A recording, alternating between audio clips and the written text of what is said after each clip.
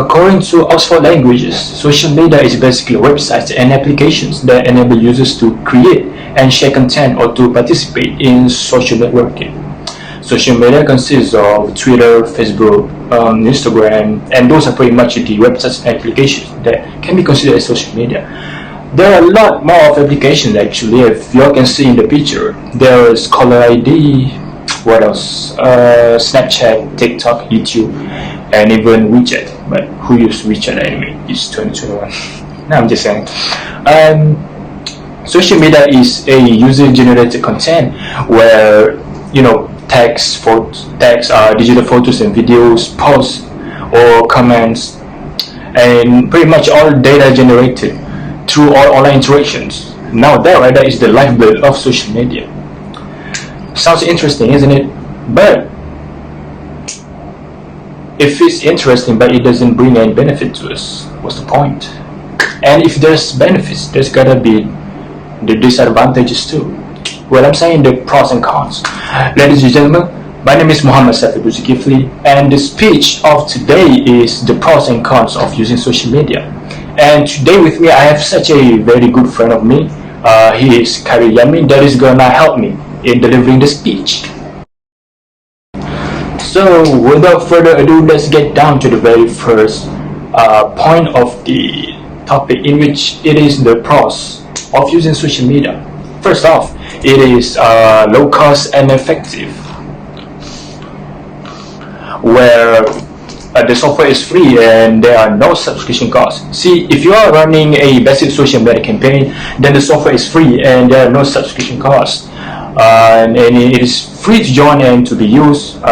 Facebook, Twitter, Instagram, LinkedIn, and more are all free to join and use, which means getting up and running with social media costs significantly less than almost any other marketing channel. It is perfectly possible to run effective and successful social media campaigns with little or no budget. The bottom line is that social media is simply one of the best and most economic ways to market your business. Subsequently, you're going viral. Well, not just yet, but social media platforms are now ubiquitous, with the world and his dog checking in on a regular basis. As an example, Facebook has over 2.2 billion users worldwide.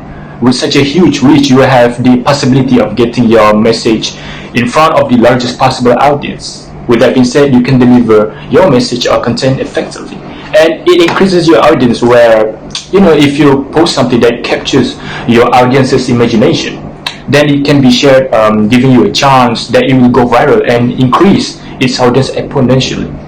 Now, this right here is good for content creators such as, those famous content creators out there, David Dobrik, Charlie D'Amelio. But I don't really like them, I'm just saying. But they really are doing good job with creating content, and pretty much they are using all of those social media, such as those websites and applications that I stated earlier. Not just that, social media also establishes connection, where it gives you the chances to connect with people. Social media is, well, as the name implies, social media by its very nature social. It's a chance to get intimate with your prospects and customers. It serves two-way communication, where you have a completely different kind of relationship with your prospects and customers on social media than in any other marketing channel. It's a two-way conversation that allows for a much deeper level of engagement as a form of communication. It is about as close as you can get to holding a conversation with someone without being in the same room. Last but not least, social media is also an ideal way to actually promote your content. Well, it is good for web content production, where it's no good producing loads of great blogs or even video logs, posts, ebooks, web content, and pretty much the like if you don't tell anyone about it. And it serves as a platform for you to be seen and to be heard, where given the huge amounts of content produced every single minute on the internet, you can't afford to leave it to organic search to unearth your fabulous contents. hence you need social media. That's why. And it promotes content efficiently, where social media is an excellent way of getting the word out, publicizing your great content to a mass audience. Now, just like I said earlier, if there's benefits, there also gotta be disadvantages. We're talking about the pros and cons. Ladies and gentlemen, with that being said, stick around. I'm gonna present you my very good friend right here, Khairil Yamin, to talk to you guys about the cons of using social media. Thank you very much. Okay, my name is Khairil Yamin bin Khairil Anwar. I'm from Bachelor in IT, and today I'm going to tell about the cons of using social media. So there always has a pros and cons of using social media. So the first one is lacks emotional connection. So basically, quality of a conversation using social media is really bad, because you cannot sense the emotion from the other person. I give you some example, like your friend telling you about their problems, but then you thought that your friend is make jokes about their problem, but in reality your friend is really sad. That's why he tell you about their problem, and you laughing at them, and it will make you misunderstanding about your friend emotion. So we could prefer telling our problem by face to face rather than telling our problem in social media, because we cannot sense the emotional connection. So the second one is, by using social media we can receive negative feedback. Why I said that? Because usually people use social media to post their photos, to post their videos and content that they love. Okay, I give you some example. For example, like you post a video, you sing a song. Your main object is only just for fun, but there's others that you don't even know who they are comment on your video something like this: your voice is really bad, you're such an idiot, you do not deserve to sing. So that kind of comment will make you think that what I did wrong, I don't even do anything wrong to them, and you might get a depression because of too much think about the comment. And depression illness is the serious illness, so we have to be more carefully about using social media. So the third cons is, heavy social media users tend to have lower grades, and usually it is for students, because the students spending their time on social media more than spending their time on reading books or studying. For example, the examination is around the corner, but the student is still playing their smartphone, watching YouTube, scrolling Instagram, playing games and so on, rather than open their books, reading books, studying for the examination. It is really wasting their time as a student. It will make the student cannot answer the examination paper very well, because they wasting their time on social media. As a student, we should manage our time properly, which when we want to play in social media, when we want to study, so that we can answer the examination paper much more better than before.